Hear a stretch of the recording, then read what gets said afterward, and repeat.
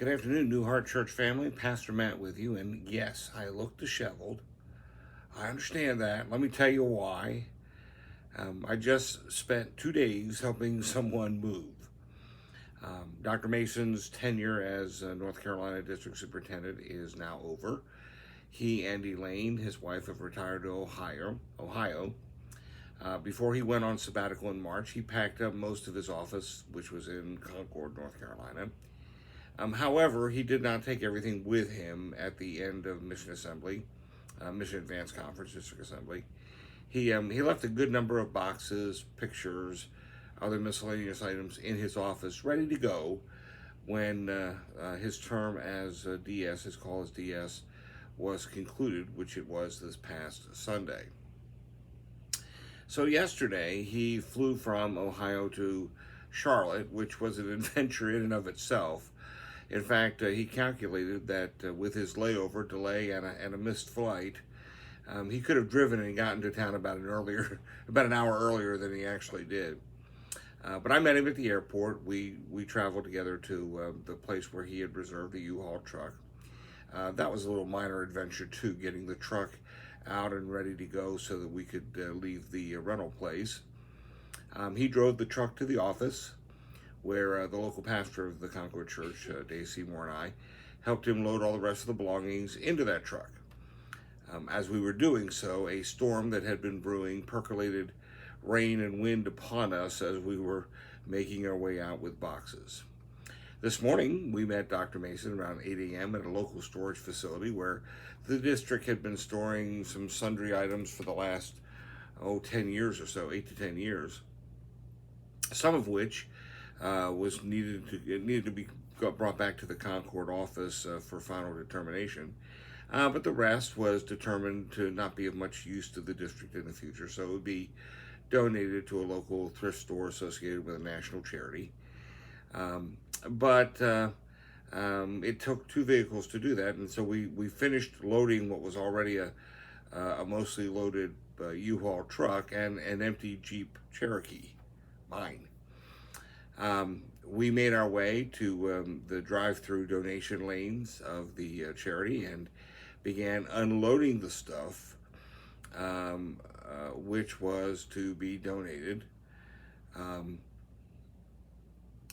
But there was still a few items that needed to go back to the office in Concord, and there was no more room in my Jeep to do so. Well, Dr. Mason had some other business to attend to in the area, and so the decision was made that we would take the Jeep back to the office in Concord, unload it, and then meet him later at another location to transfer the items that had been in the back of his truck that needed to go to the office, that had not been going to the office, back into my car so they could go back to the office. You're following all this, right? Okay, good.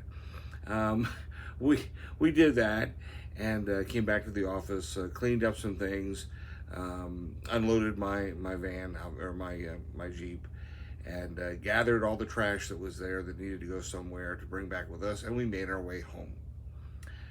Well, we did stop for lunch. We went by the post office to pick up the district's mail. We went to Walmart to pick up some of my prescriptions that were ready. We came back to our development, unloaded the trash. We unloaded the car, all under the threat of some additional rain. And inside, we unloaded our suitcase, and I changed out of my sweaty and dirty clothes into this comfortable and dry shirt that you see me wearing now. I think you could surmise that Joyce and I are just a bit tired. Helping someone with those kind of physical tasks can make a body weary, to be certain.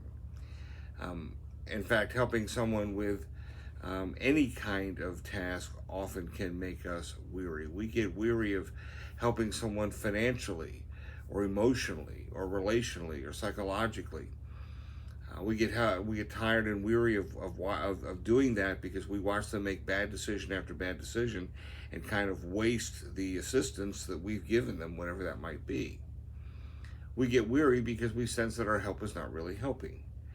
Maybe we're just being enablers. Maybe we're allowing someone to rationalize, justify, or excuse their bad behavior. I get it. It's exhausting. We get weary. We also get weary hearing the bad news all the time. pointless and endless violence, senseless violence, lives lost and wasted, sicknesses that seem to have no cure, maladies that seem to be going end upon end, pain and suffering that we wish we could blow away like we blow out the flame on a birthday cake candle. We seem to pray, but we feel like there's no relief coming. I always liked what the Apostle Paul told the churches throughout the region of Galatia. We find it in Galatians 6:9. He says, and this is one of the more modern versions. It says, "Let's not become discouraged in doing good." Wow. And notice he doesn't say we won't get tired from doing good. I think we can expect that we probably will. Moving boxes, healing broken hearts, stabilizing financially strapped individuals can be tiring work. But Paul says, don't be discouraged, don't be defeated, don't quit, because he says, in due time, you will reap a harvest.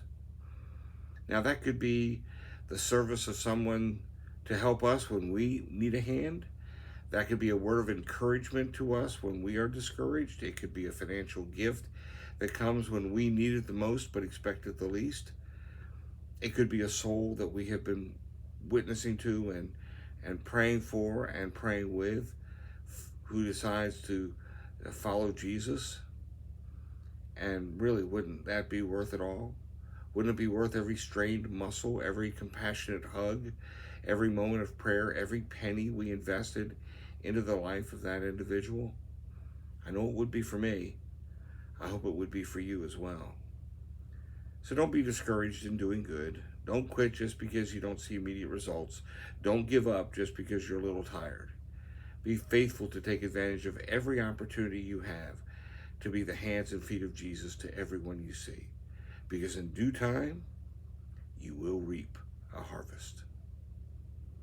Hey, looking forward to seeing you on the Zoom call on tomorrow night, Wednesday night, for prayer gathering at 6:30.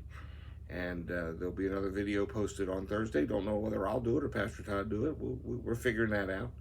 But they'll be there.